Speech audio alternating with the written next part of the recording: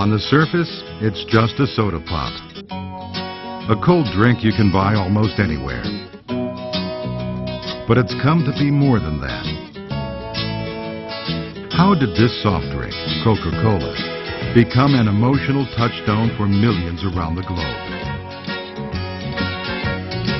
Trace that story, and you trace a small part of the world's story.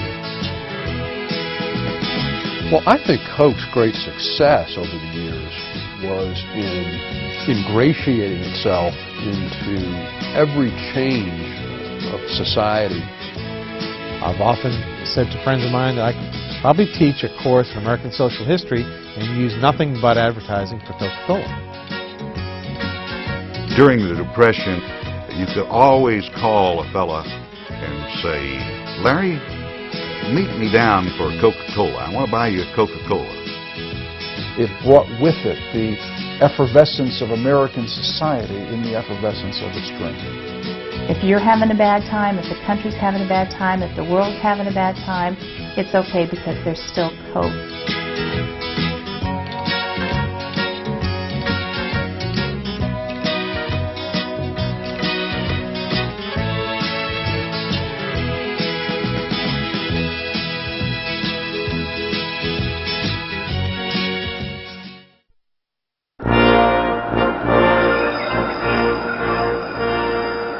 '86 was a good year for cultural icons.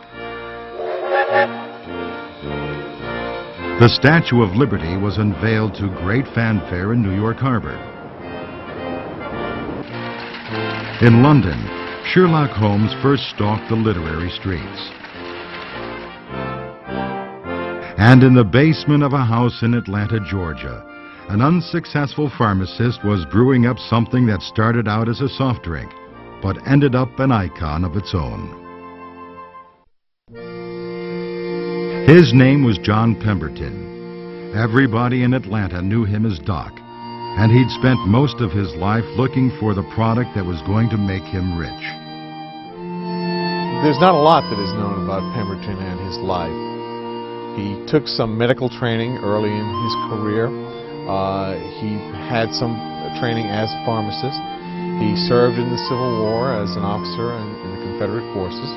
And after the war, he settled in Columbus, Georgia, and began the practice of pharmacy, and also began the practice of trying to invent commercially successful products.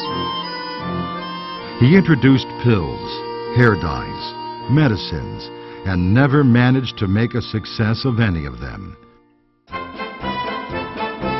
In 1870, he moved to Atlanta, a booming, brawling railroad town still rising from the ashes of Sherman's March. In those days, civic leaders were anxious to leave the wounds of the Civil War behind, make amends with the North, and join the 19th century's Industrial Revolution. They called it the New South, and Atlanta would lead the way. The city's cash crop was cash, and Doc Pemberton was hoping to harvest his share. These are not traditional values of the kinds of characters we see, for example, in Gone with the Wind, who are interested in preserving the old traditions and staying on the old plantation. This is not Mr. Pemberton. Unfortunately, Atlanta wasn't any kinder to the pharmacist than Columbus had been. He still couldn't come up with a real moneymaker. But by the spring of 1886, Pemberton had yet another bright idea, and more importantly, a new business partner, a Yankee. I love the idea that Coke is founded by this odd couple, because you have this handsome chemist, a Civil War hero, Doc Pemberton from Columbus, Georgia. But we wouldn't know what we were talking about today if it hadn't been for this diminutive Yankee veteran of the Union Army who just wandered into town with a small printing press and tried to gain a career in advertising, and that's Frank Robinson. Robinson's advertising know-how made him a natural partner for Pemberton, who was always better at creating products than he was at selling them. Together they decided to focus on that new idea Pemberton had been tinkering with. A beverage. They'd be staking their claim not at the medicine counter, but at a new American institution, the soda fountain. From here, from there, from everywhere they came, attracted to the current counterpart of the inns and watering places of colonial days. The new gathering place of a new age, the soda fountain, helping to make the 90s gay. Soda fountain wasn't just a place to go and refresh yourself because you were thirsty. It was a place to sit down with your friends, to have conversations, to talk about the politics, the culture. And so it was a place where people naturally gathered. They're important as new kinds of meeting places in a changing downtown atmosphere that includes both men and women, for one thing. This is a place where ladies can go without fear of censorship. They can go to drugstores and sit at a soda fountain and partake in some ice cream confection. And they were especially important to this Victorian age. At a time when the temperance movement was at its height, no decent woman, or man for that matter, could be seen in a saloon. Atlanta voted to close all its bars in 1885.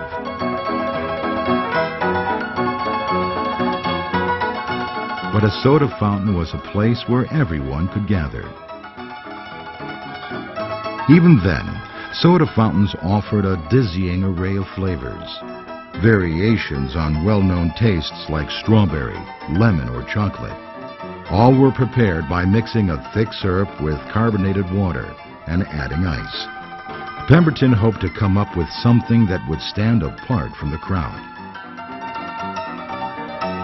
For months, he worked in the basement of the Atlanta house that served as his home and laboratory. He added flavorings to boiling water to make a syrup, and every so often, he'd dispatch a sample to the soda fountain at Jacob's Pharmacy to see what people thought. It's very hard to go back to May of 1886 and try and figure out what was in the mind of a man like John Pemberton. My guess is that in his mind, he was just trying to find a magical formula that was going to sell. And so you took it one drink at a time. You took it one container of syrup at a time. People said they liked it. Let's try another one. On May 8, 1886, he decided that he finally had it right. It was a brand new flavor, and more than a century later, it's hard to understand the impact it must have had on the first people who drank it. It's not as if Pemberton had created a new kind of cola. There were no colas, period. The cola flavor is a very distinct kind of flavor. And it's something that flavor chemists tell us is something that you forget very quickly. So that you can have a cola flavored drink and maybe half an hour later you're ready to have another cola flavored drink. Of course, no one knew this in 1886. It was up to Frank Robinson to sell this new concoction. His first step, name the product. Coca Cola. It's catchy. It's like Route 66. You can't imagine it being any other way. Something catchy about the repetitions, the O's, the U's, all of that stuff. If they had called it Elixir of Wild Mountain Grape or something, I doubt they'd still be around today. And because he was a bookkeeper, he had this fine 19th century Spencerian hand, and so he wrote it out in script. And it's Frank Robinson's signature, if you will, that created the famous logo for Coca-Cola, a logo that has remained almost the same for 115 years. Robinson also took out the very first advertisement for Coca-Cola in the May 29th Atlanta Constitution. Unfortunately, this first ad was almost buried on the page by solicitations for Pope the Hatter. It might have seemed that making this new drink a success would be relatively simple. Syrup,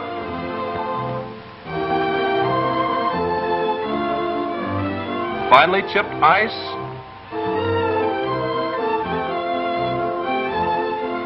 bubbling carbonated water. Yes, people talked about it, tried it, and even then learned the happy enjoyment to be found in the pause that refreshes. In reality, it wasn't quite as simple as all that. In 1886, Pemberton only sold about 25 gallons of Coca Cola syrup. In his first year of operation, he made about $50, but he incurred expenses of about $76. So that's not a very good ledger sheet. Even worse, Doc Pemberton was not a well man. Before he and Robinson had a chance to turn Coca-Cola around, stomach ailments that had plagued him since the Civil War flared up again. Pemberton took to his bed, and his company nearly went under. The true success of Coca-Cola would come too late for the man who created it. John Pemberton died in August 1888 at the age of 57, never having tasted the success he had sought all his life. Pemberton was just one of these guys who was always trying to, get the golden ring, and he just didn't make it. I mean, he had no history of success, and I think there's a good argument that might suggest that had John Pemberton remained the person behind the product, that the product would never have achieved the success that it has achieved. You wonder why he didn't do more to take advantage of his invention, but of course at the time it was worthless and it hadn't become what it would become. And if you'd bet on Coca-Cola back in its first year or two, you'd be a rich man today, but you'd have been considered a reckless man back then. In fact, the man who would rescue Doc Pemberton's invention probably couldn't have been any less reckless.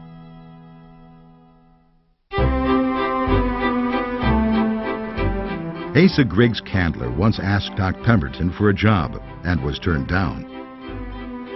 Like Pemberton, he'd come to Atlanta to seek his fortune.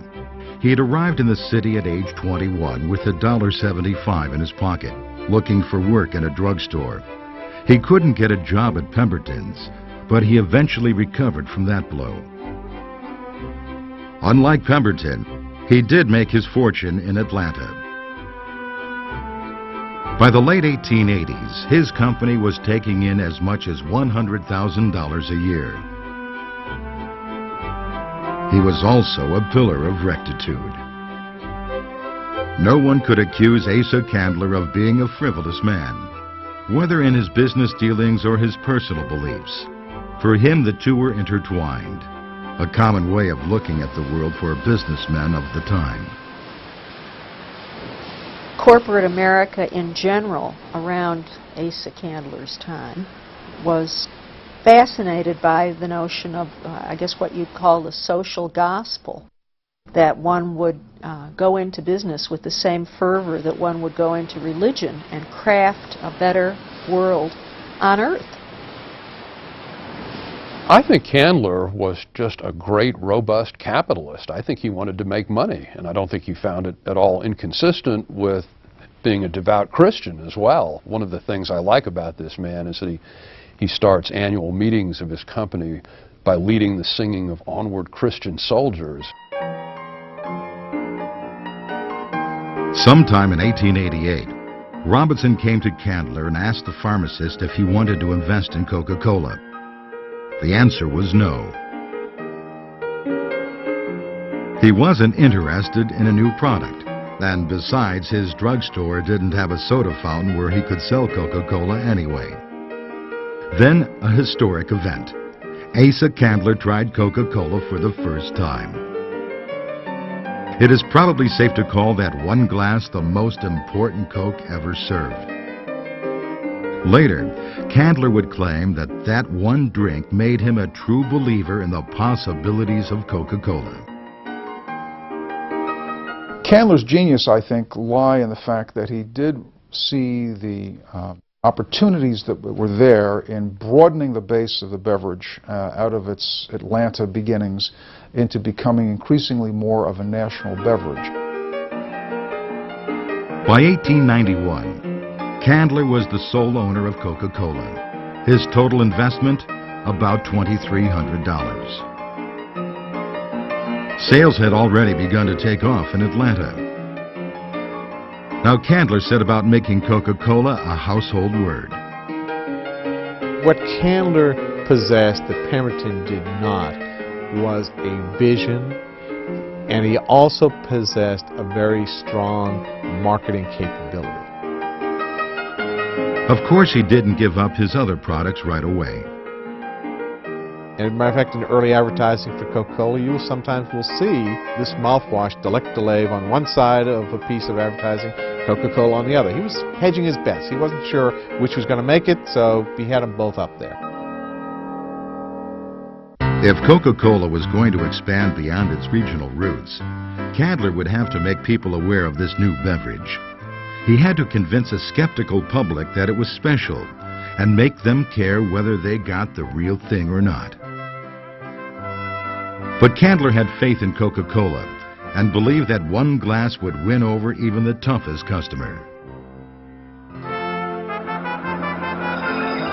In the beginning, he turned to a trick Frank Robinson had been using, giving Coca-Cola away for free.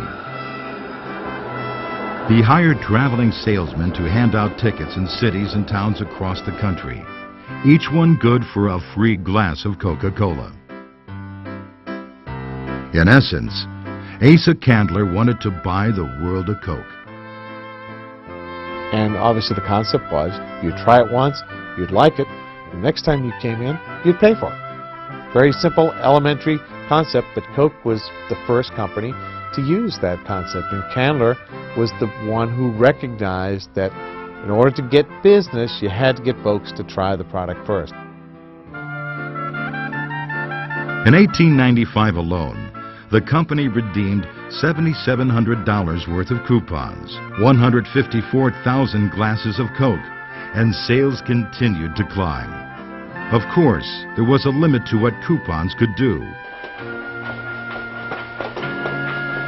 At the end of the 19th century, there were no national media, no easy way to reach every citizen of a sprawling rural country. Putting the idea of Coca-Cola in people's minds meant finding creative ways to get this message out. So beginning in the 1890s, Asa Candler's company put the distinctive Coca-Cola logo on advertisements that would follow the consumer around.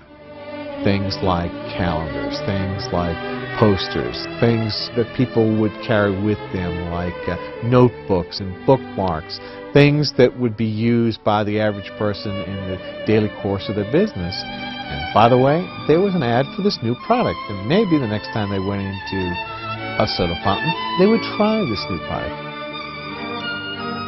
Everything carried the name of the brand, and that's what we talk about today as great marketing, that you can have your brand in front of the consumer at every point of contact. And that's what Coca-Cola did even in 1890. Today, these giveaway items command thousands of dollars from collectors. At the time, they helped separate Coca-Cola from a crowd of competitors and give it an air of class. The ads feature women of prominence, attainment, and some artsiness. And that artistic quality, I think, has always been associated with Coca-Cola. The beautiful script, the Spencerian writing, which is something practiced by people who've had good schooling. Everything smacks of decorum and moving slightly above one's station in life. Coca-Cola never, I think, thought about cost savings. They were doing all high-end production of all of their work. The advertisements, the illustrations, when they moved into photography, all of it was very high quality, and they were doing high quality printing at a time when there weren't very many choices of what they could do. The 1-2 punch of coupons and advertising giveaways did the job. As early as 1897, the company's in-house magazine could claim the great American eagle, that discriminating bird of freedom, is passionately fond of Coca-Cola because Coca-Cola has become a national drink. Still, bright as his company's future looked, Candler found that his success was being shadowed. Rumors had begun to spread that Coca-Cola was not just a simple soda fountain beverage. According to these rumors, it contained cocaine, even though cocaine had never been an added ingredient in Coca-Cola. The idea that his product was perceived as harmful enraged the straight-laced Sunday school teaching Candler. Indeed, Asa Candler's position was clear. He told the Atlanta Journal that he would shut the company down immediately if there were ever one single case of anyone being harmed by the drink. His final public word on the matter, and by extension the company's, was stated in an early pamphlet. There is not one indivisible atom of cocaine in an ocean of Coca-Cola. That is absolute and final.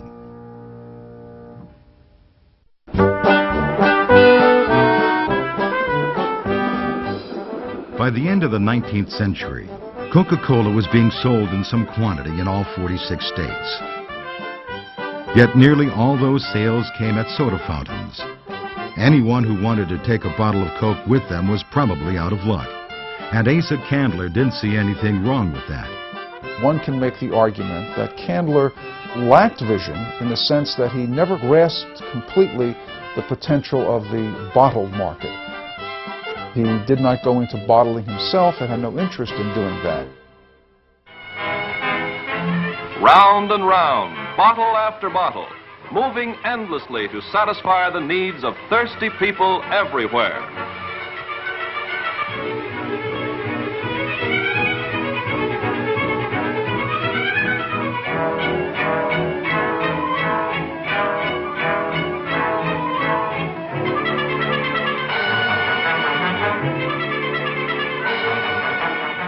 Refreshment on the move. Well, this bottle, for a lot of different reasons, is almost the perfect commercial package. First of all, it fits in the hand just perfectly. And I think the genius of the design is that it feels good. The embossed letters have a tactile quality to them. And it all enhances the anticipation of the drink itself. So I don't think they could have done any better. Of course, before they created that bottle, they had to figure out if it was even feasible to sell Coca-Cola in bottles at all. Part of the problem was technological. If you wanted to put soda in bottles in the early 1890s, your best option was known as a Hutchinson bottle. The unique thing about these bottles, and this is the way they bottled soft drinks at the time, was that the stopper was actually inside the bottle, and it was held in place by pressure from the soft drink, and there was a wire attached to the rubber or cork insert that was pulled tight inside the opening. And then when you're ready to drink it, you have to take your hand and pop it. And that's also where soda pop came from. They would take it and make the pop sound, but then that stopper would fall back into the product. So there might have been some quality issues.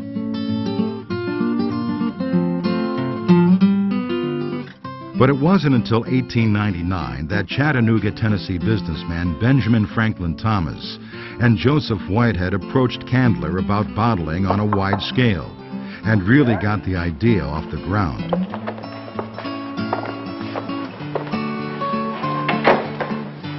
Thomas and Whitehead's meeting with Asa Candler would become a legendary moment in Coca-Cola history. Bottles.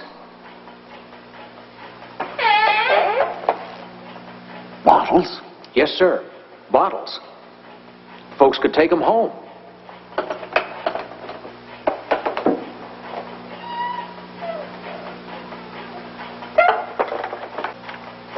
Candler's response was firm. He said, "Gentlemen, we have neither the money, nor brains, nor time to embark in the bottling business." But he was happy to sell these Chattanooga businessmen Coca Cola syrup if they were willing to go to the trouble of getting it into bottles and ensuring its quality once it got there. A contract was drawn up, and Candler gave them the right to bottle Coca Cola, with no mention of royalties. In essence, he signed away the rights for nothing. You know, we look at that today and you say, what a crazy decision. Why did he give that away? In fact, it was a very wise business decision, because you were going to have to go out and you were going to have to build bottling plants, you were going to have to buy glass, you were going to have to buy equipment, you were going to have to figure out a sales and distribution system, all of which was going to require enormous capitalization. Capitalization that Candler didn't have at the time. Thomas and Whitehead didn't have it either.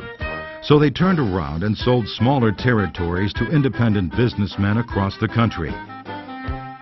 By 1909, there were bottling plants in 379 American cities and towns.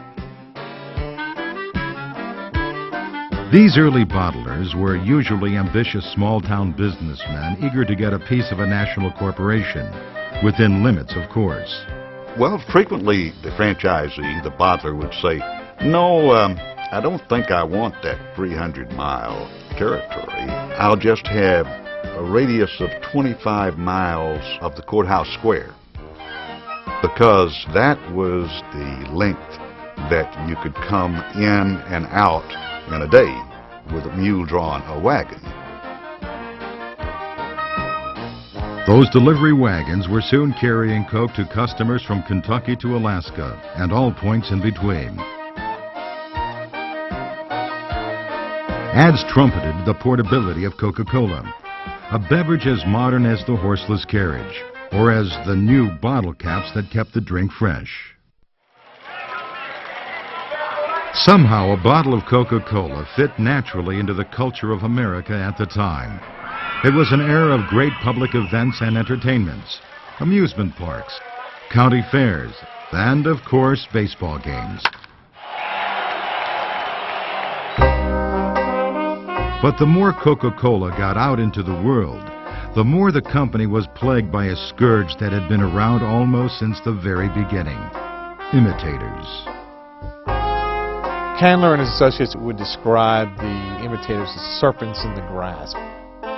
There'd be lime colas and there'd be cherry colas. There was a company called Coke.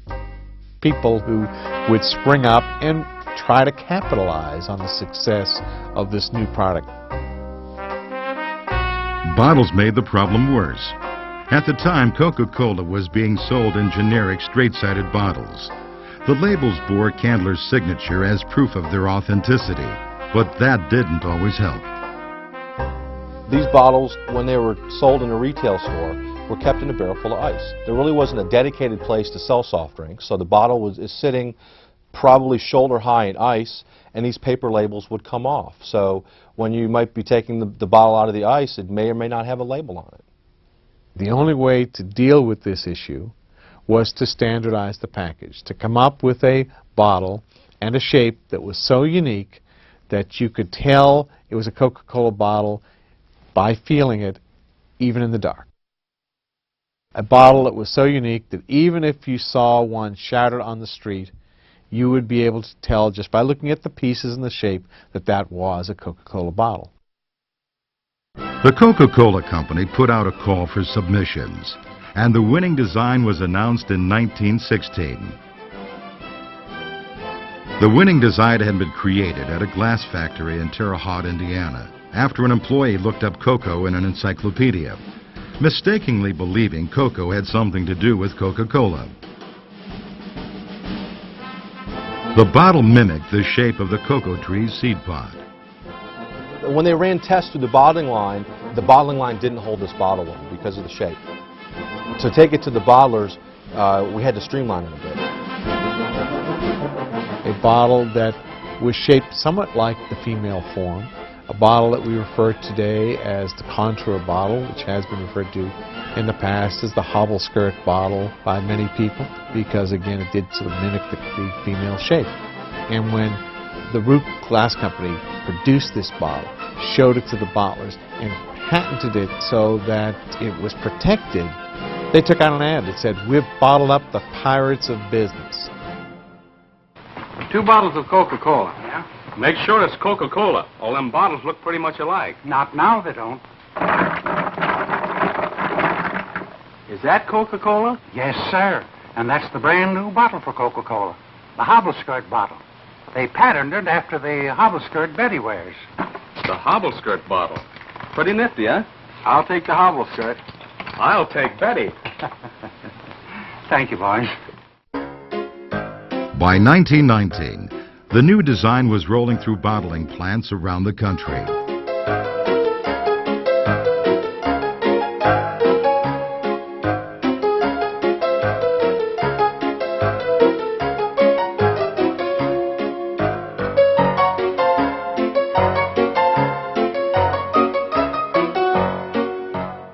Over the years, that green glass bottle designed in Terre Haute, Indiana, would become the world's single most celebrated package. Designer Raymond Loewy said it had 20 cleverly concealed devices to lure and satisfy the hand. Andy Warhol depicted it in some of his first pop art paintings. And the bottle has even been celebrated in poetry. Heaviness and strength are its attributes, and a smoothness of throat.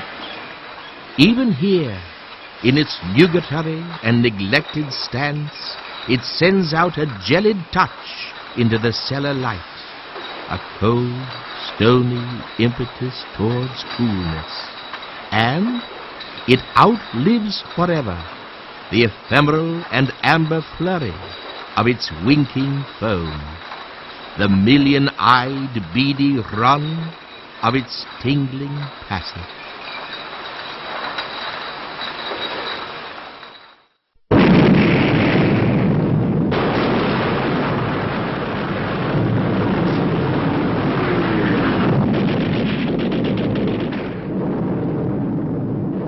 The First World War was the greatest conflict the world had ever seen, and it marked the start of a tough time for Coke.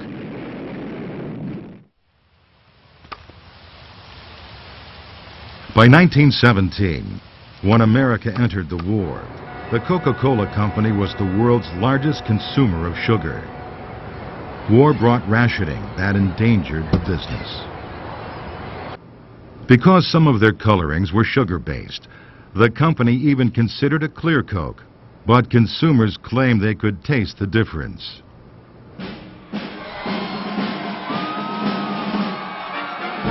And the end of the war didn't bring an end to the problem. Instead, it brought recession and fluctuating sugar prices that almost killed the company. These crises took their toll on Asa Candler, the man who once had such faith in Coca-Cola. The Candlers, quite frankly, thought that soft drinks perhaps had gone about as far as they were going to go. In 1919, the Candler family sold the Coca-Cola Company. The sale price, $25 million, the largest financial transaction in the history of the South. Not a bad return on Candler's $2,300 investment. In retrospect, it was probably a good time for a changing of the guard. American culture was about to be turned upside down. If you think historically, the Roaring Twenties, the whole concept of the decade was characterized by incredible movement. People were on the go, constantly. And when you're on the go, you get thirsty. But what was the right drink for this fast new way of life? Prohibition certainly didn't help matters. The alternatives to drinking in the 1920s are not huge if you want to partake of this daring modern life. The invention of mixed drinks, the martini glass, all of that wonderful apparatus that went with drinking. Then what's the alternative in a modern world? Drinking lemonade is your grandma's era. So what do you do in public to show that you're with it and modern and sophisticated? Well, I think your best alternative is probably Coca Cola. It was during the 1920s that Coca-Cola went from being popular to ubiquitous. Coke really then took it into the next level of saying, we want to be in front of you at every possible chance you have to purchase a Coca-Cola. If that's in the soda fountain, if that's in the gas station, if that's in the grocery store, wherever it is, we want to be there with you because we are America, we are part of your lives, and we want you to be with us. Within an arm's reach of desire was a phrase the company used frequently then. Technological innovations helped make that phrase reality. Specially built coolers and industry first brought ice-cold Cokes to gas stations serving all those new Model Ts. Cardboard carriers filled with 6 bottles, the world's first six-packs, were another Coca-Cola invention. Now, today, that just seems so elementary. But back in the 1920s, soft drinks were sold one at a time, and people tended to go into grocery stores, buy them one at a time, because that's what you could easily hold. If you produce something that allows you to take 6 at a time home, what an incredible volume jump that creates for you in the marketplace. Boy, oh boy. What a wonderful idea, Helen, to serve Coca-Cola at home. They're selling it in cartons now. Cartons? Yes, 6 bottles in a little pasteboard container. We buy 2 or 3 of them every week. Business was good in the 20s. Business was good, and we aim to keep it good.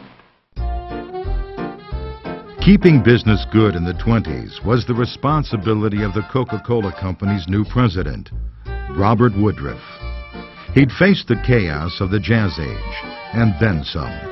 He took charge in 1923 and would control the fortunes of Coca-Cola for more than 5 decades. Born in 1889, Woodruff had been a college dropout, a day laborer, a fire extinguisher salesman, and eventually the respected and ambitious vice president of a Cleveland truck manufacturer. He was also the boss's son. His father was the chairman of the board of Coca-Cola. Yet any cries of nepotism were quickly silenced by the fact that Robert Woodruff knew how to sell soda pop. Stories go on about him traveling throughout the South, and at every opportunity where soft drinks were sold, he would stop and he would look at the bottle caps in the coolers and see how many Coca-Colas were sold as opposed to oranges and grapes and other soft drink products. And he would take that as a measure of how well he was doing. And he was never doing well enough. He's traveling through Moose Jaw, Saskatchewan one winter on the train, and goes in a train station, and there are people bundled up in woolens by a stove, and they're sweating and they're hot. In the dead of winter, it's 35 degrees below zero, but they're hot and they're drinking a Coca-Cola. And he looks at per capita figures and he sees that as much Coke is consumed in Montreal as Miami, and he begins to think we can't just be a summertime drink anymore. We want to sell Coke around the calendar. Perhaps most importantly, Robert Woodruff understood the power of his company's most priceless asset, its legendary secret formula. Well, people always ask, is there a secret formula? And of course, Woodruff did a lot to make sure that that was part of the American mystique. I mean, he said it was a secret and then went about publicizing its existence in every way that he could. When he first came to the company, the formula itself was being held as collateral for a loan from a New York bank. Once the loan was paid, Woodruff personally escorted the formula on the train back to Atlanta, accompanied by guards and great public fanfare. And put it in the vault in the basement of his family-controlled bank, which is today SunTrust, and it's still there. The idea of the secret formula would become a source of endless speculation and interest to people around the world. Who was allowed to know the formula? Where was it actually kept? Was it actually even written down? On these questions, the company would always remain tight-lipped. It is one of those things that we won't talk about. We don't want to make public commentary about the number of people who know the formula, exactly where it is, exactly what form it's in, all those kinds of questions. It really just helps keep folks interested in the product. That's a good thing. I mean, on the face of it, it's rather an absurdity. One would think that any kind of good qualitative analysis and good chemistry could come up very clearly with what the formula was. But it has added to the mystique, the identification of the brand name, and is one of the great success stories in the history of marketing. But beyond the six-packs, coolers, wintertime, and even the secret formula, Robert Woodruff had one clear vision: that this all-American national beverage really should be sold around the world. Cuba and Mexico, among other countries, saw the arrival of Coca Cola in the early years of the century, always in small quantities. But Woodruff was determined to take Coke worldwide on the largest possible scale. I think Woodruff's unusual in this respect, that there may have been other American businessmen who appreciated the potential of a global market, but you didn't find many of them in the American South. But Woodruff had had the advantage of working for a truck maker up in Cleveland. He'd made friends with a lot of top-notch businessmen in New York. He had much more of a worldview than you would commonly have expected to find in Atlanta or anywhere else in the South in his period. And he sets in motion an organization that is designed to sell Coca-Cola outside the United States.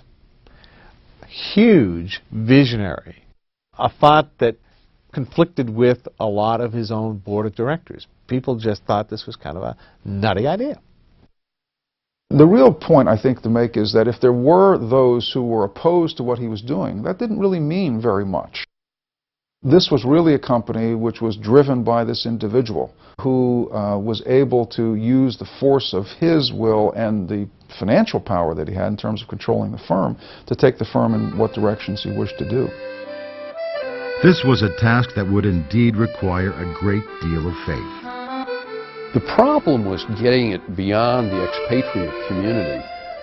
For years and years, you could get Cokes in luxury hotels, on steamships, post exchanges, on military bases, but the native populations of the world didn't know it at all. England, for example, seemed like a natural market. The English had an affinity for soda waters, and there was no language barrier to overcome. But England also had no history of iced beverages. In a country without coolers and soda fountains, Coke was a no-go. It would take 2 more decades and changes to the global culture to make Woodruff's dream reality. By the late 1920s, though, Coke was universally available in America. According to Fortune magazine, out of 110,000 soda fountains in the U.S., only 6 didn't sell Coke. And Americans were keeping these fountains busy. In the prosperous yet harried society of the 1920s, the idea of simply taking a break for refreshment and pleasure became more and more important. With the increased pace of modernity, you have to be a given place at a given time. So the notion of taking a break means that you take a break from what the established order is from 9 to 5. This was an area for personal expression, a break. And what better modern personal expression, indeed, than this most urban of beverages, Coca Cola. The pause that refreshes, they called it, starting in 1929. It was one of the most successful and long-lasting slogans in the history of the brand.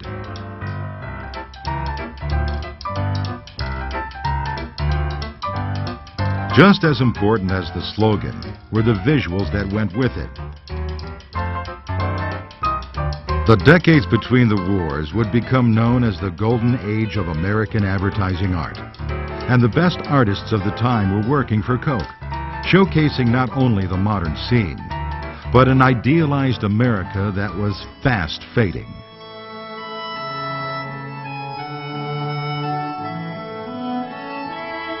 Artists like Norman Rockwell and N.C. Wyeth portrayed Coke as an intrinsic part of life in the United States, past or present, a constant in a changing time.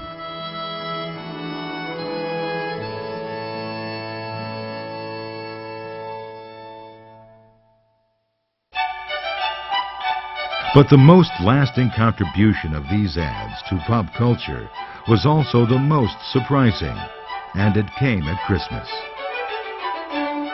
The development and use of Santa Claus in advertising for Coca-Cola comes out of the fact that the winter months were not strong months for the sale of soft drinks and for Coca-Cola specifically. They were trying to come up with an advertising concept that would link Coca-Cola to the winter months and very specifically to the holidays. The first ad showed a department store Santa refreshing himself with a Coke after his shift. Well, that's not what the head of advertising had in mind. And so the next year, in 1931, had Sunbloom, who created our modern Dutch uncle, luminous, ruddy-cheeked Santa, made it the real Santa. Until then, Santas had come in all shapes, sizes, demeanors, and clothes. After Sunblom, Santa was always white-bearded, red-suited, jolly, and fat.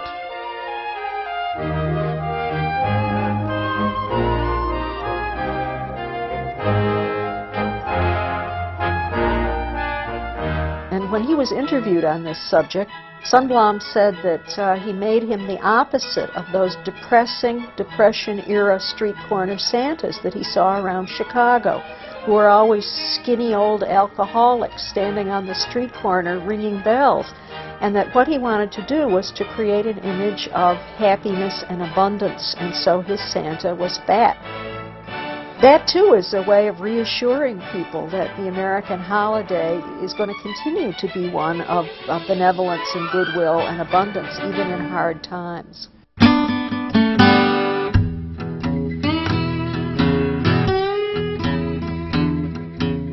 The Christmas of 1931, that first brought the Coca-Cola Santa to the world, was a tough one for many Americans. The Great Depression had rolled across the land. There was little need for a pause in a country that seemed to have stopped dead in its tracks. Yet Coke sales stayed high. In tough times, people cling to the familiar, and Coca-Cola was certainly that. Hi there, fellas. Hiya, Sam. Found a job yet? Not yet. Well, times is tough, all right. Yeah, I'll say. 2 bottles of Coca-Cola. During the Depression, you could always call a fella and say, Larry, meet me down for Coca-Cola. I want to buy you a Coca-Cola.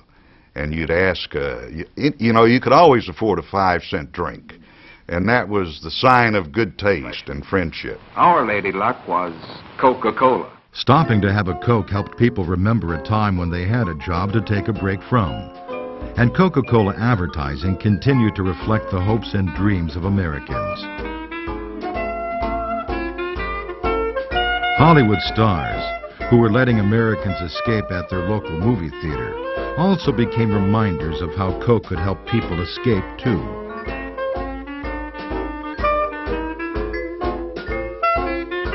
There would be other trials in the decade to come, but the 1940s would see a defining moment for Coca-Cola.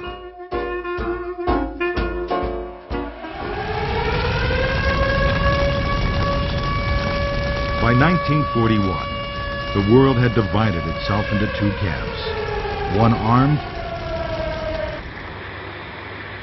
the other unarmed. On the surface, life in the United States was going on as usual. But in 1941, there was an undercurrent of tension in the air across America. Anxiety that manifested itself even in this promotional film that the Coca Cola Company released that year. Extra, extra, get your latest war extra. Read all about it. Extra paper. Have you seen the latest edition? I suppose you have. I suppose you feel pretty much as I do about it. Awful, isn't it? The headlines, I mean. Death, destruction, upheaval, unrest. It makes you wonder what the world's coming to. Yes, sir. What's the world coming to?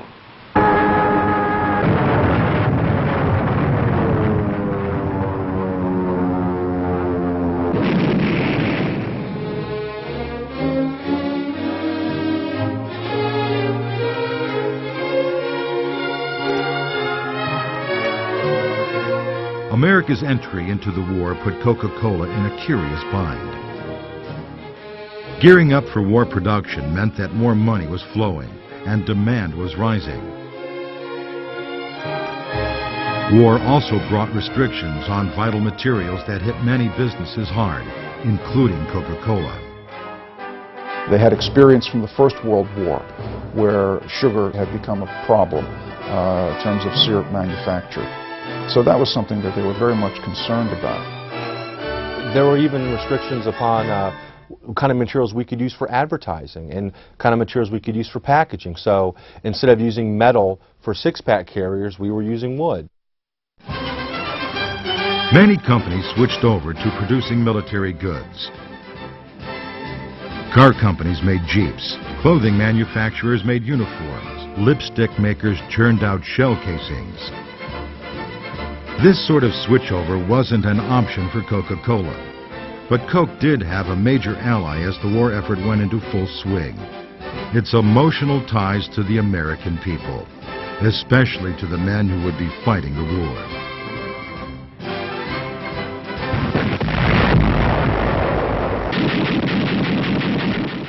Suddenly, cabbies, soda jerks, mechanics, and farmers found themselves on the battlefield.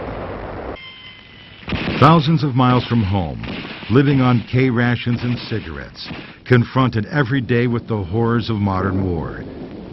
GIs were desperate for any link to the land they were fighting for.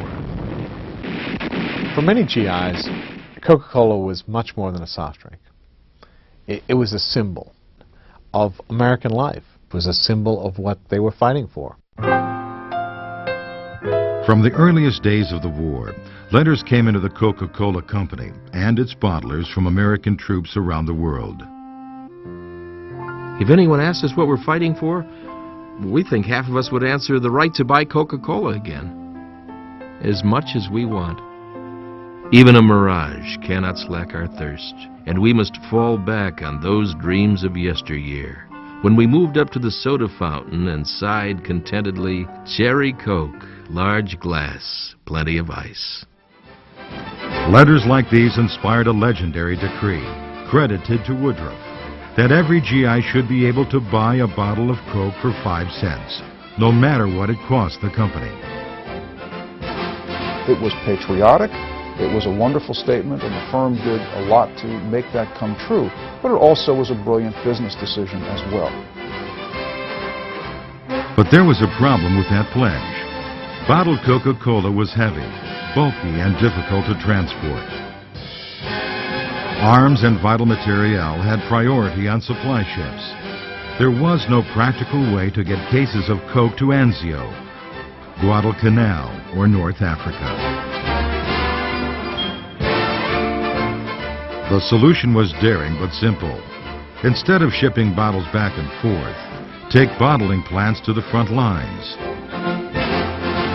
The company would deliver entire portable factories to both theaters of the war, set them up near the troops, and bottle Coke right there. Now we've got a very risky and costly proposition here because it's expensive to go out into the field, but Coke does. It's easy for us in hindsight to say, oh, what a brilliant move that was, but in fact it was a dangerous economic move in some respects, because we didn't know that the Americans were going to win the war. For all we knew, we might not win the war at all. Experimental plants were opened in 1942 and worked. Allied brass, who understood the importance of morale, were happy to get behind the project, none more so than a Coke drinker named Eisenhower. In June 1943, this telegram came from Ike's headquarters in North Africa to Coke headquarters in Atlanta. In it, a tall order: 6 million bottles of Coke a month, and fast. Filling this order was the responsibility of longtime company engineers, who served as technical observers in Army uniform but without official Army rank. The technical observers, or TOs, who went out into the field, they faced danger. Some were killed. After the Normandy invasion, they went riding across the plains in France with these smaller field bottling units in the back of jeeps. They helped the GI liberate Europe. They were there as part of the scene. And these guys were working under conditions where, you know, you didn't have electricity easily, you didn't have a lot of raw materials to work with, and you had to basically make it up as you went along.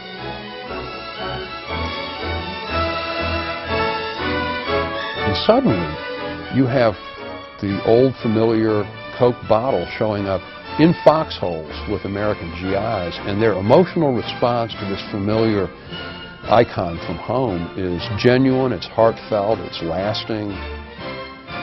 And because of that, we have literally hundreds of letters from GIs recounting their emotional experience at being able to have just a little bit of American life near the battlefield. I can truthfully say that I haven't seen smiles spread over a bunch of boys' faces as they did when they saw Coca Cola in this godforsaken place. It is surprising what a little thing like a Coca Cola means to a man in the fighting over here.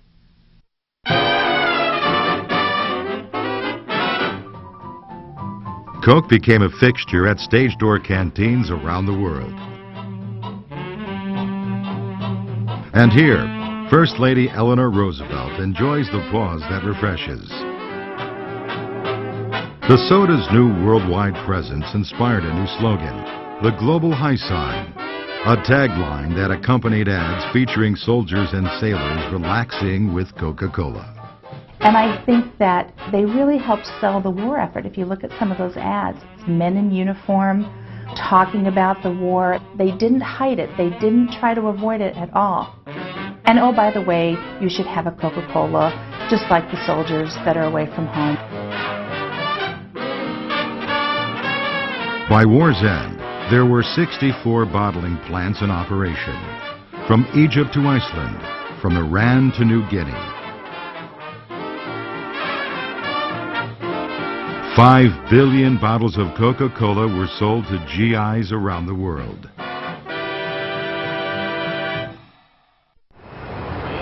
The cost of bottling near the front lines had been high. Keeping the price for soldiers at 5 cents a bottle was often a losing proposition. But the investment would prove to be worth it. 95% of all soft drinks sold to U.S. troops abroad were Coca-Cola during the war. A survey by the American Legion just after the war showed that more than 60% of veterans said Coke was their favorite soft drink. The closest runner-up got about 7%.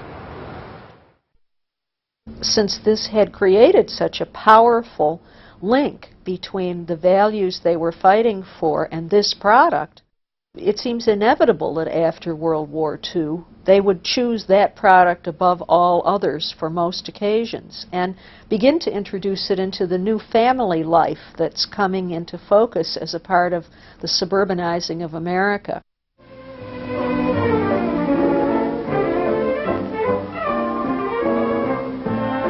These are your neighbors, people like you, with time for leisure, time for modern living. These people are in tune with the times. In the 1950s, after 2 decades of depression and World War, America was ready to sit back, relax, and have a Coke. It was something of a golden age for Coca-Cola, the perfect accompaniment to an era of good, clean fun. These fellows are pretty satisfied. Yard chores done, they're taking time out for refreshment.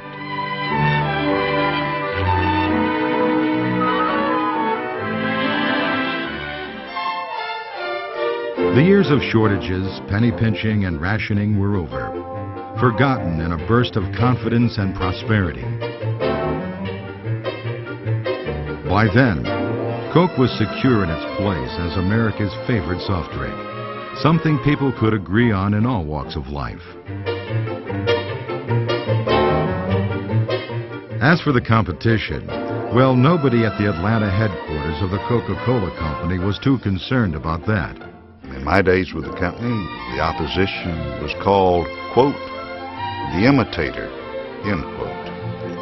Now, I did hear someone occasionally refer to a product called P-Cola, but I never worried much about the opposition, and I felt like we could always overcome it.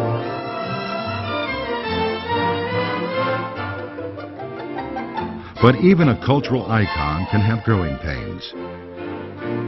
For more than 3 decades, you either bought a Coke at a soda fountain or in the classic green bottle. 6.5 ounces, no more, no less. Robert Woodruff, still the driving force behind Coke, thought things were perfect just as they were. It was consumers who changed the way Coke was delivered in typical 50s fashion. Before the war, the grocery store delivery boy would lug home a case of bottles and put it in the icebox for you. Now housewives were doing their own shopping, and few relished the chore of handling cases of Cokes. Well, as one of Woodruff's critics within the company said, you're demanding that a housewife carry home a wooden crate with 24 thick glass bottles with 6.5 ounces of Coke each in it. It's hard for a truck driver to lift that, let alone a housewife. We're not giving the American consumer what she wants. Oh yeah, I've worked routes, and I've ridden routes, and you would have to be a pretty sturdy man. I know I was up in Baltimore, and we had the Baltimore Colts tackle, Art Donovan, who worked out delivering Coca-Cola in the summers to stay in shape. The answer came in 1955. There's a giant living in our house. It's Coca-Cola in the new family-size bottle. Biggest bottle of Coke you ever saw. Bigger bottles, all carefully designed to resemble the old familiar classic bottle. In 3 bottle sizes. As one executive put it, bringing out another bottle was like being unfaithful to your wife. Coca-Cola in the standard size and But consumers had spoken. And just look at how that big family-size bottle makes Coke so easy to serve. Use that big... The thing you want most in the 50s is easy. So you want the supplies of Coke right in your house. That's a real change for Coca-Cola, too, which has been so much associated with the workplace and then even with the armed forces. Suddenly now, it becomes something that is indispensable for the home. And the message of these changes was coming to Americans through a wooden box that stood in the corner of more and more living rooms every day. Come on in. Fish is the name. You know, I enjoy watching TV just like you do. And I know this. TV's even more fun with a bottle of Coke at hand. There's nothing like the flavor of ice-cold Coca-Cola. In the 50s, Americans watching television were largely watching themselves. And the parade of goods brought to them courtesy of post-war prosperity. Electric Kalamazoo. To end, you'll see how like it lots of gasoline that... Coca-Cola had been on the air, the radio, since 1927. Yes, friends, it's time for another transcribed session of the Coke Club. And here's Morton Downey. But television was really the medium, I think, that brought it to the forefront because it was in everybody's homes. But more importantly, You could see the product, you could hear the product, because remember they always were showing the carbonation and how everything was fizzing out of the glass, and also see people being refreshed by the product. Television commercials were rare in those days. Instead, companies would sponsor entire shows and weave their advertising into the flow of the program. The Adventures of Ozzie and Harriet was sponsored by Coca Cola for several years. Look, from now on, I'll serve Coca-Cola and you serve the steak. Not on your life. Parties are more fun when you do the cooking. Here, have a Coke and cheer up. That's the best idea yet. Or you would have Kit Carson or one of his sidekicks showing kids how to rope a steer or mount a horse, and after you'd gone through this bit of activity, naturally you'd be thirsty, and Kit Carson and his sidekick would have Cokes and share them with their fans.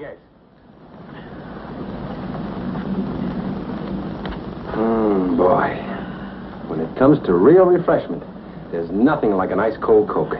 Bring home the Coke, bring home the Coke. Everybody's happy when you bring home the Coke. Commercials, 30 or 60-second spots, also came along in the 1950s, and their themes were as varied as could be imagined.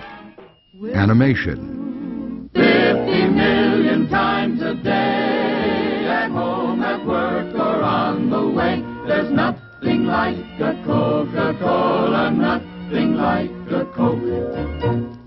Carton of Coke. Celebrities. Hi there.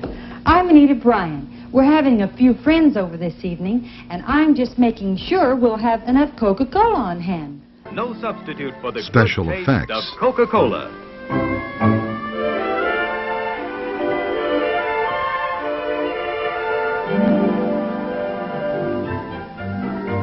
Even the bubbles taste better.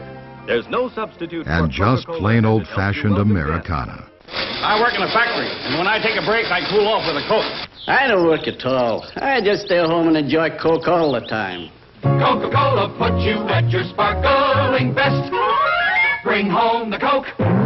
The best loved sparkling drink is Coca-Cola. These commercials showcased Coke for what it had always been, a pleasant accompaniment to daily life. And the life shown in these ads was one of leisure, relaxation, and comfort. And you say, oh yeah, that's me. That's the way I serve Coca-Cola, or that's the way I want to serve Coca-Cola, or that's what I like to be doing. I like to have Coca-Cola when I'm on the boat or at the pool or whatever. Many Americans watching these ads were able to identify with this standard of living for the very first time in their lives.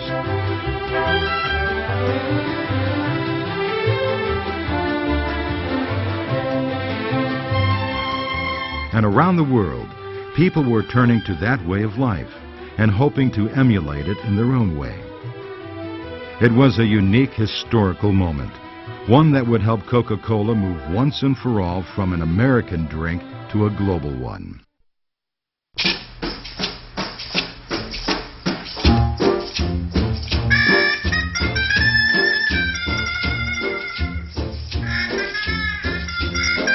If you ever go down Trinidad, they make you feel so very glad.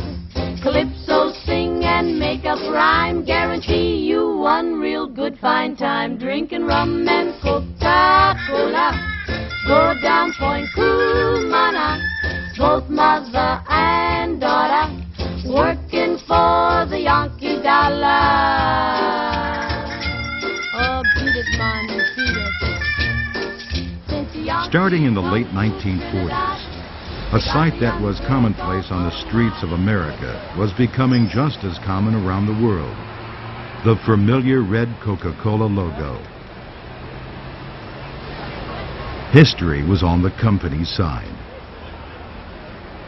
The period from the end of World War II up through the 1960s and maybe even into the 70s is sometimes referred to as the Pax Americana, the American peace. It was a period that included the early formation and development of the Cold War, but also was a period when American commercial and economic dominance was at its highest apogee. In the years after the war, cities across Europe and Asia lay in ruins. Developed economies had been shattered. Shortages, rationing, and belt-tightening persisted well into the 1950s in countries from England to Japan. But America had survived the war unscathed. The standard of living in the United States exerted a unique magic to those still struggling to rebuild their own worlds. I think in a situation of extreme deprivation, Coca-Cola would mean the same thing perhaps that packages of gum meant to little children who were given them by GIs. And that is some exotic, wonderful, unimaginable treat that has practically fallen from the sky. It was within this environment that the Coca-Cola company really was stretching its international legs. And indeed, because of the unique identification of its trademark, became known as a leading American firm, and a firm which also was uniquely American. And the massive effort to get Coca-Cola to frontline troops in World War II finally helped the company gain a foothold around the world. First of all, it introduced Coca-Cola to the civilian populations in a lot of those areas. The troops were the major beneficiaries, but some of the civilians got it too, and they enjoyed it. Secondly, as they moved through these various areas, contacts were made with various government officials. And so, in the post-war period of time, there were entree points that hadn't existed previously, so you could begin discussions with people about establishing more permanent bottling facilities in the post-war period of time. So it just wasn't, okay, you know, we were there, now we're going to build a bottling plant. You were there as a guest and a citizen, if you will, of those countries. And a lot of relationships were formed during that wartime period that resulted in business relationships in the post-war period. The progress achieved by the Coca-Cola industry since the founding of its first Italian plant has been tremendous. Today, Coca-Cola is to be found everywhere, in the largest and smallest towns, at every time and in any season. Bottling plant openings like this one in India became full-scale celebrations.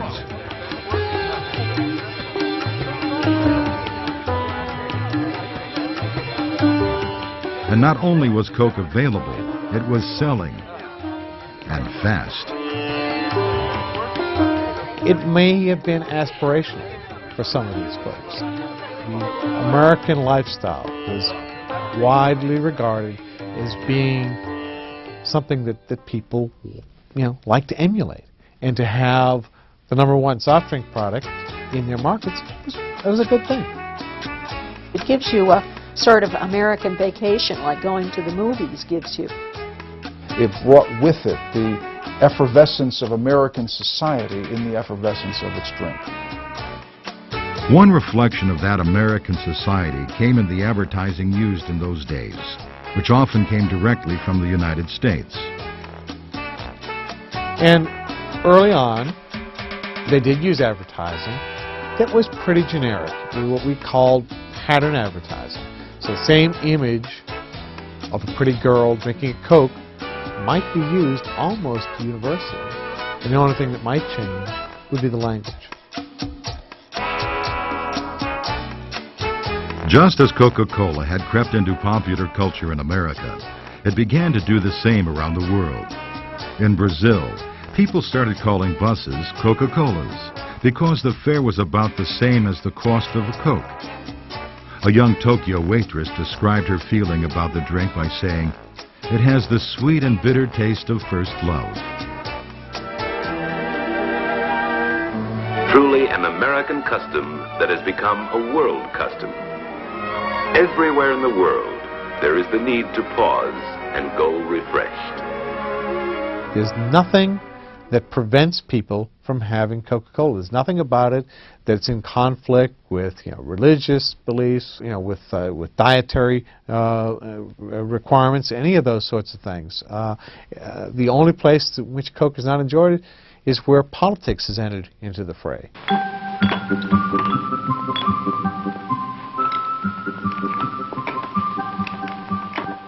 Der In the same way that Americans had made Coca-Cola their drink, people in countries worldwide now made Coke their own as well. Ob du singst im Männerchore, ob mit Damenchor gemischt, ob am Brunnen vor dem Tore, Coca-Cola, das erfrischt. Coca-Cola grande le da mucho más por su dinero más de precio y calidad. Coca-Cola refreshes you best. Coke is always the refreshingest. Only Coke will do when you're thirsty, yes. Coca-Cola refreshes you best. It's an American brand, and the westernization is a very big part of that. But it's the relationship that they're building. They somehow see themselves in the Coca-Cola advertisements. They want to be like the people in the Coca-Cola advertisements. They want to be refreshed by the drink. There is this kind of mystique, if you will, about the brand that transcends everything.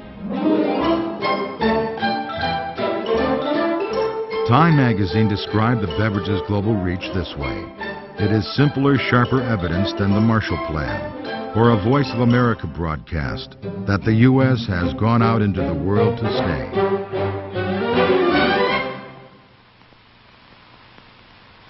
I'm Paul Austin. We have just concluded a brief review of the past. It was a stimulating and rewarding experience to see the growth of Coca-Cola over the years. But today we're concerned about present and future. We will have plans to show you later on, which will indicate to you that our future is going to be more rewarding and stimulating by far than has been our past. Rewarding and stimulating indeed. In the tumult of the 1960s and 1970s, it seemed like anything was possible, good or bad. But Coca-Cola was as much a part of these times as it had been in the placid 50s. And this changing culture was still reflected in ads for Coke. Taken together, the way Coca-Cola was advertised during the 60s and 70s is a snapshot of how America viewed these bewildering years. Once upon a time, it was 1960.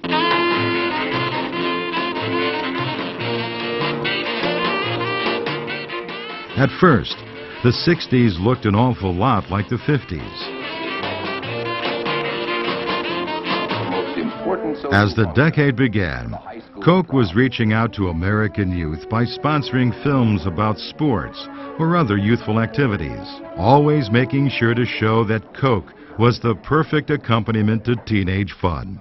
Another example of consideration. Someone remembers that chaperones like refreshments too. For Judy and Lee, But youth and times were changing.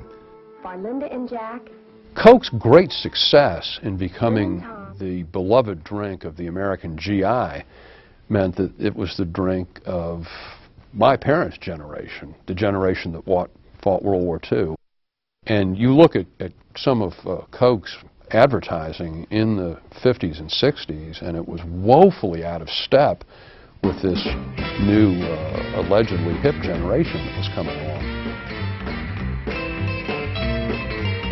The first step Coca-Cola took toward this new generation was a jingle, first recorded by a folk group called the Limelighters in 1963. Coca-Cola, things go better with Coca-Cola, things go better with Coke. Life is much more fun when you're refreshed, and Coke refreshes you best. It was just going to be a demo for the Coca-Cola company, and had some flat notes in it, some place we had to splice together, 2 or 3 takes, but it was enough to take down there. They loved it. I said, fine, now give me some real money and we'll do you a real slick jingle. The minute the Limelighters knew they were going to be working for Coca-Cola and make all this money, they never sung it right again. We went on the air for years. With the demo. With that demo. It's the refreshingest. Food goes better with fun, goes better with you, go better with Coke. The real right one puts extra fun in you and everything you do. So, but it had something about it that they had a present. It jumped out at you. Yeah, had a present. A certain present that it just jumped out at you. Fun and food and you go better with, things go better with Coke. And we took it around the world. It translated to almost every language. Lorsque vous êtes réunis avec tous vos amis. Let's stop and romp with the swingin' Supreme.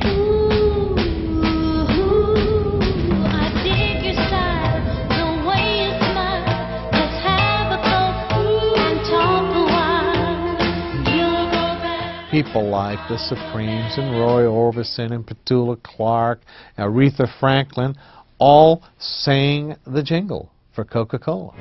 What you see is advertising for Coca-Cola being very reflective of a new music. And is Coke just a natural part of this new phenomenon?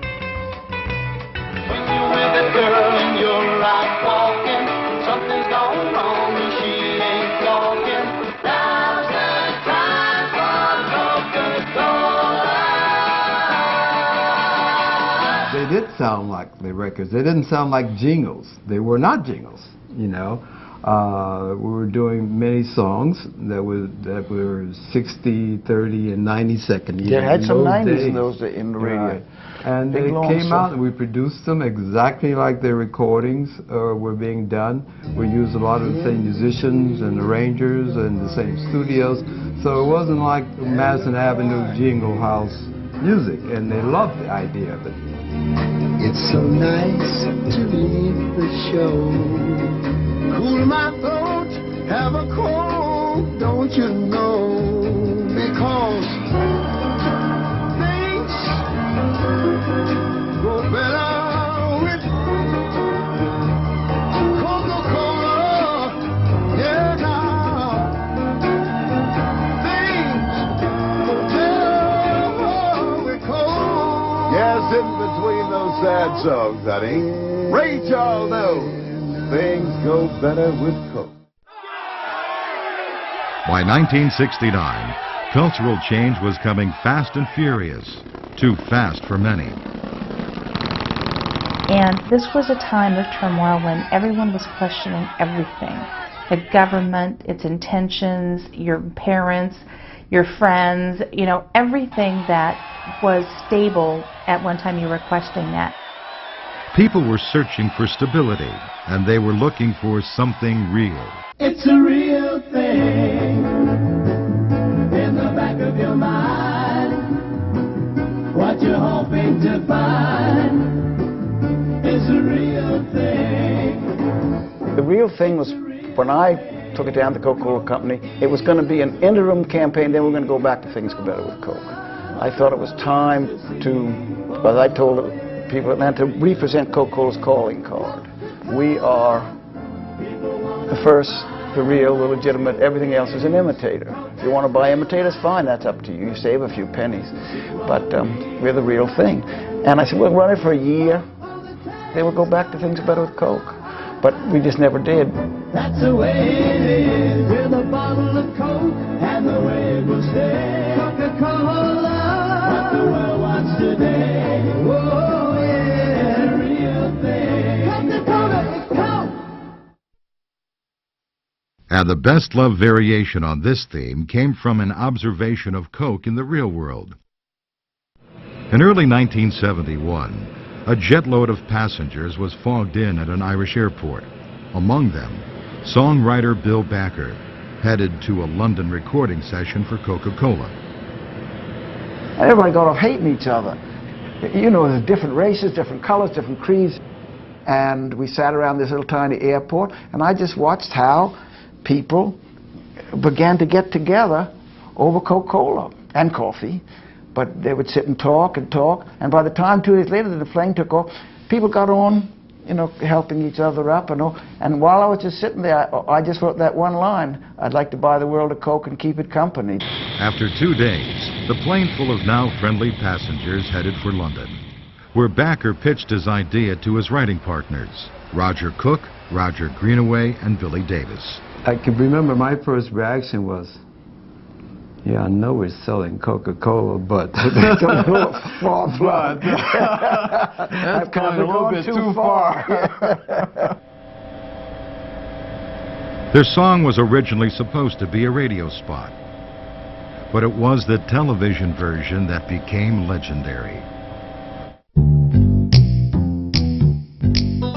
These never-before-seen outtakes show the first attempt at filming that spot on a hillside in Italy.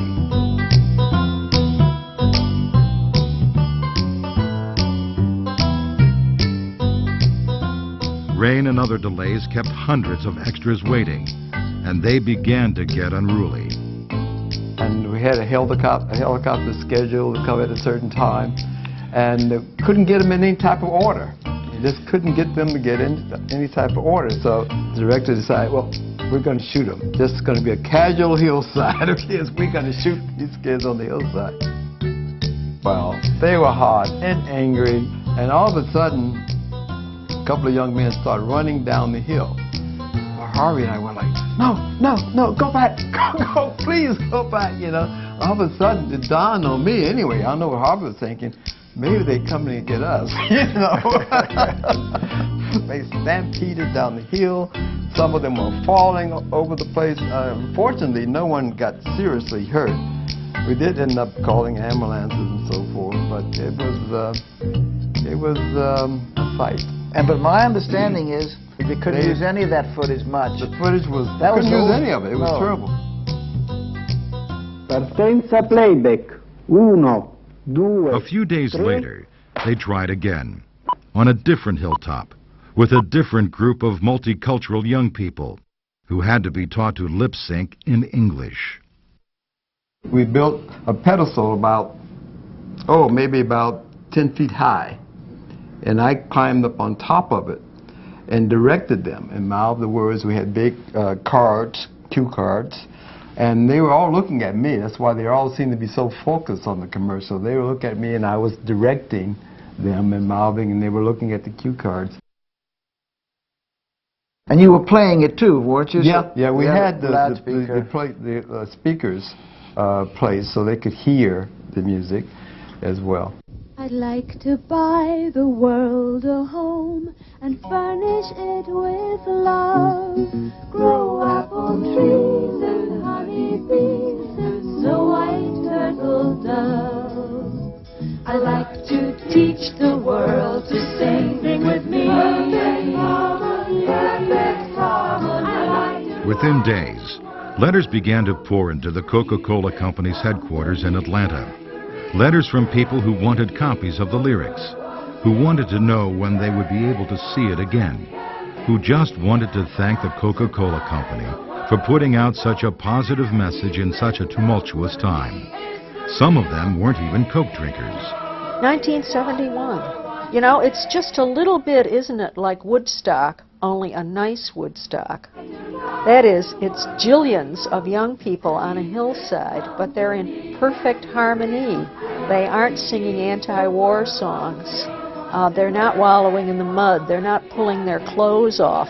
There's something sort of wishful and wonderful about it. And keep it company, it's the real thing. What the world wants today.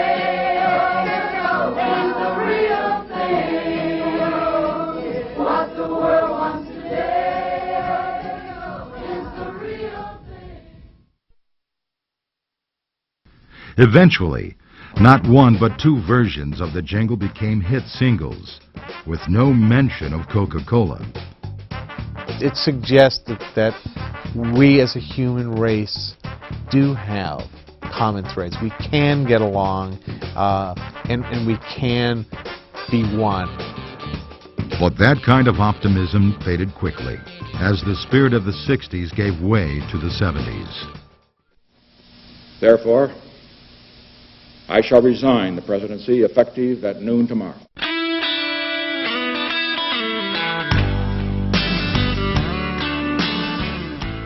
The erosion of our confidence in the future is threatening to destroy the social and the political fabric of America.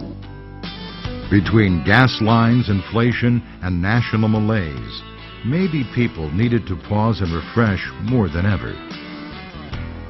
If you look back through the history of songs, it's when America is its most down that you see the need for upbeat songs. Pack up your troubles in the old kit bag, America was down. Happy days are here again. America was down. He said, look at all the things you got to look at. We got the world's greatest music, the world's most beautiful scenery, and the world's best soft drink. It was as simple as that. Look up, America, see what we got. Dead in the sunny side of living. Look for the best, yeah, live life refresh. Look for the real thing, like Coca Cola. It's the real thing. You need any help? I just want you to know. Of course, some Coke ads managed to exert an emotional pull even when they had nothing to do with contemporary events. Want my Coke? It's okay, you can have it. No. Really, you can have it. Of course, Mean Joe Green, one of the most popular football players of the decade, and it's pairing him up with this little kid, just wishing him well after a bad game. It really struck a chord. But that ad was transformed all over the world into different cultures, and different local communities had soccer players or lacrosse players in the same circumstances. Hey kid, catch, and that's how they all end. Again, it's all focused about seeing yourself in that ad, kind of tapping you on the shoulder and saying, hey, here we are, do you want to be a part of this? And the consumer hopefully jumps in and says, you bet, I'll drink a Coke. But America's emotional ties to Coca-Cola would be strained as never before during 80 fateful days in 1985.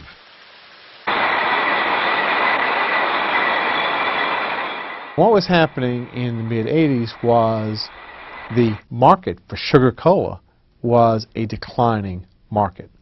And so folks for the first time began to question whether or not people had actually become tired of the taste of Coca-Cola. Had we finally reached a point a century after its introduction that, you know, maybe folks were just tired of this flavor. The Coca-Cola Company's research and development staff went to work on that question and came up with a surprising answer. They managed to create a new cola flavor that won taste tests hands down, against not only the competition, but the original formula for Coca-Cola.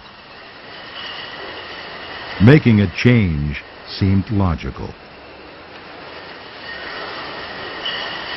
Well, it's very dangerous to mix logic and soft drinks together. And I've always believed in an underlying theme about Coke that the company and its product do well when the focus is on what Coke is in. And anytime you have this pleasant soft drink presented as part of the social fabric, Coke date, a break at work, whatever it might be, that works well for Coke. When the focus turns to what's in Coke, to its ingredients, it's always trouble. When you change the formula, you attack something that has an awful lot of built-up mystique with the American people. But in the mid-'80s, those people seemed to want something new. The fateful decision was made late in 1984. Press ahead with a top-secret program to launch a new Coke. It wasn't something that was talked about. It had code names, secret meetings, late-night phone calls, all building up to the introduction of what we believe was the best soft drink on earth, new Coca-Cola. The company's New York ad agency had its employees work their regular shifts, then put in after-hours work at a separate office to make sure no one knew about the change. People working on commercials for the new flavor were told it was just a new packaging design. Even the bottlers weren't let in on the secret until the day before the official public announcement. The big day, April 23, 1985. a day all Coke drinkers would long remember. Of the press, The Coca-Cola Company CEO, Roberto Goizueta, broke the news at a New York City press conference. the best soft drink, Coca-Cola, is now going to be even better. Simply stated, we have a new formula for Coke. Then came the questions from the press. I mean, are you 100% certain that this won't bomb, this new formula? I think, as I said, I think this is the surest move ever, because the consumer made it. We didn't. New Coke was launched in a confident blaze of publicity. But public reaction was immediate and negative. All of the taste tests said people preferred the taste of this new product to the century-old product. What they hadn't factored in was the huge emotional attachment there was to this brand. One of the things they say is they were only looking at getting people who didn't currently drink Coca-Cola to come to Coca-Cola with a change of taste. That perhaps they maybe didn't focus on the loyal drinkers and what it was going to mean to them. But it wasn't the taste of New Coke that people didn't like. It was the idea of it, of changing a constant like Coca-Cola.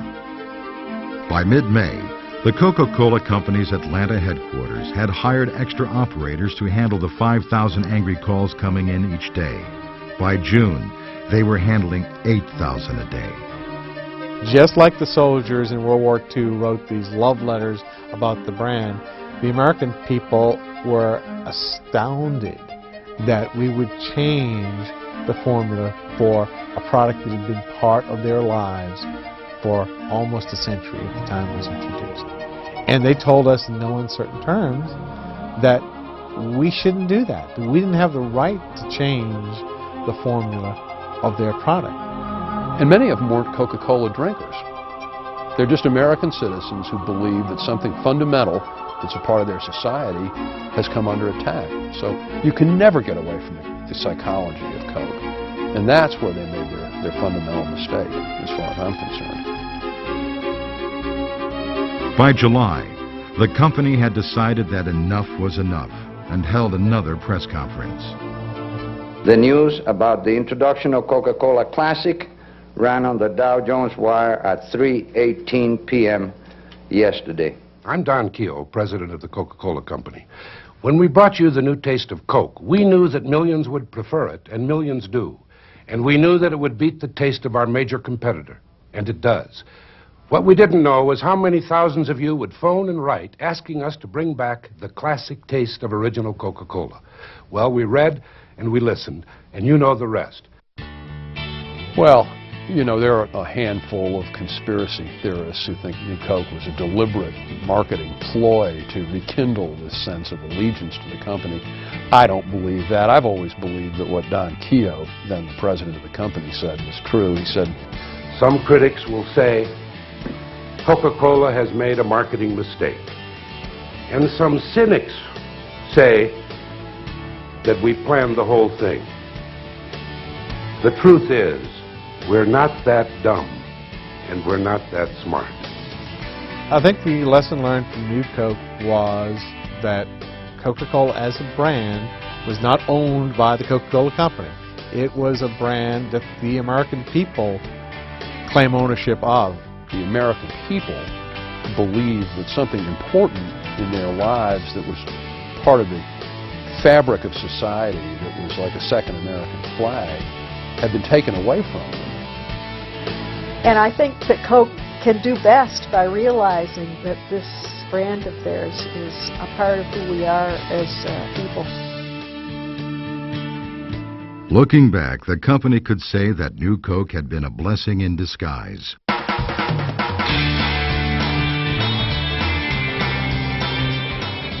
It taught once and for all that there is an intangible link between the taste of Coke and the lives of its consumers.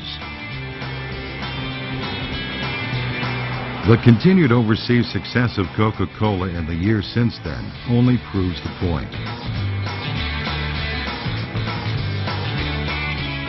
At every symbolic moment of the last 2 decades, it seems that Coke has been there. The fall of Soviet communism, and for millions in the former Eastern Bloc countries, their first taste of Coca-Cola.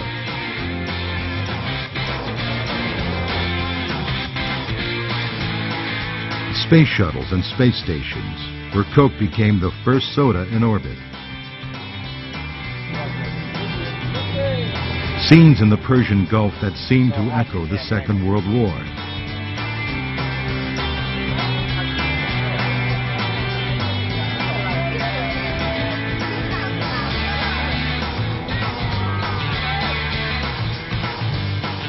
The Coca-Cola Company likes to convey its success in amazing statistics. Numbers that PR people used to call gee whizzers. If all the Coca-Cola ever made were put into a 6-foot deep swimming pool, the pool would be more than 25 miles long and hold 643 million people. If it were to erupt from Old Faithful, it would flow for more than 1,979 years.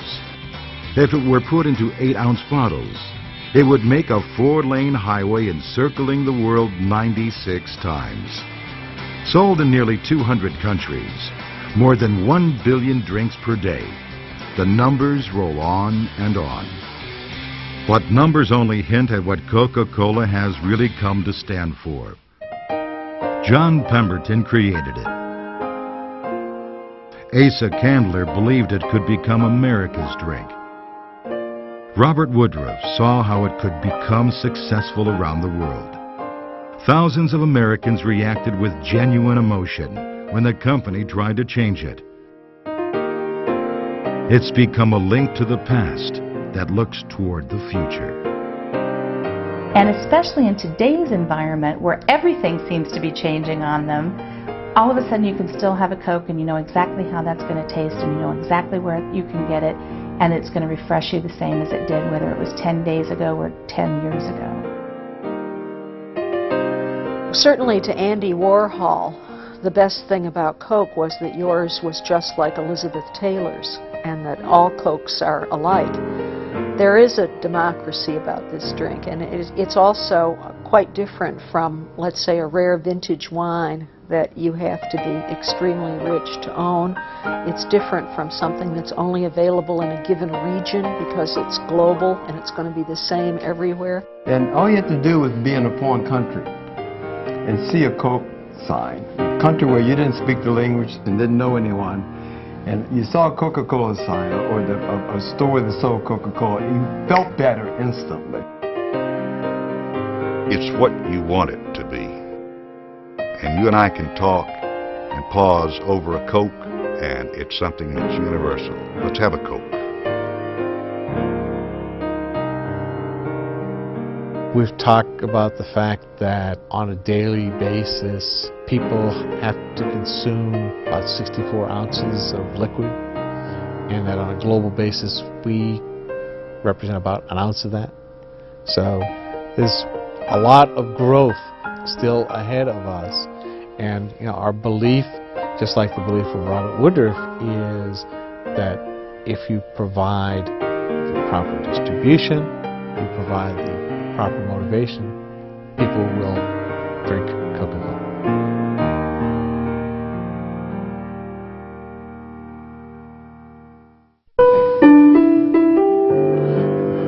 Things go better with Coca-Cola. Things go better with Coke. Life is much more fun when you're refreshed. And Coke refreshes you best. It's the refreshiness. You're getting thirsty. Very thirsty. You and your thirst. Now, go to the store. Get lots of Coca-Cola. Quench your thirst. Disregard all other soft drink advertising and drink only Coca-Cola. Always Coca-Cola. Yeah, this is Dottie Hanson. Who's this? Donya Williams from Mission High School, yeah. You want to know what to serve at your graduation party? Oh, that's easy, Donya. Are you watching High Time right now? You are? Okay, hang up and I'll show you.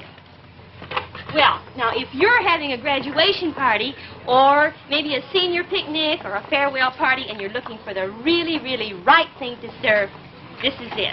Coca-Cola in the new family size. Because this is the same delicious Coca-Cola that we've all enjoyed for years, only there's lots more of it. It has the same quality, it has the same bright, bracing flavor, and it comes in a beautiful bottle that you can be proud to serve on any table, formal or informal. You know, I think you young hostesses are just like your mothers. You appreciate quality. Well, almost everyone appreciates the best, and the best is Coca-Cola.